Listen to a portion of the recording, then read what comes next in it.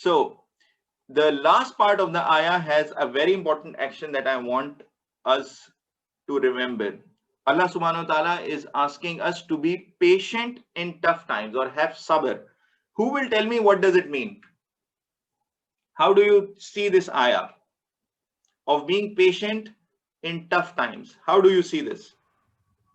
We have to be patient when there's tough times because Allah will reward for the patience. Um, and I think Allah Ta'ala listens du'as in this time. Excellent. You are right, Umar. Very well said. So we have to be patient so that we get Allah subhanahu wa ta'ala's reward. And we have to pray because Allah subhanahu wa ta'ala listens to us. This is also something that will come in the following ayahs. Um, so we have to have faith in Allah subhanahu wa ta'ala's love for us. Because, in tough times, if you know that Allah subhanahu wa ta'ala loves you, you know that He will help you, right? So we have to look at it in this way. When you're training, when you're in a gym, or when you want to run a race, or when you want to be stronger, or you want to achieve something bigger, it feels like it's so tough. When you start, for example, if you start gym training day one and you start to lift weights, right? And let's say you are lifting a weight of 5 kg. After 10 repetitions, when you do this 10 times, your muscle will find, it will be weak. And then the 12, 13, 14, 15 will be very tough, and probably 20 will be toughest, right?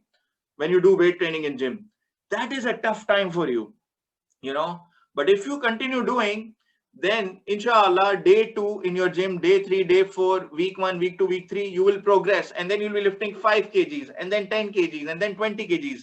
So while that time looks tough, if we do sabr, right? So this is what Allah subhanahu wa ta'ala is telling us. If we are patient in tough times, and if we believe in Allah subhanahu wa ta'ala, and we believe that He loves us, then we know that this tough time will pass, and it is seen as a training for us in life.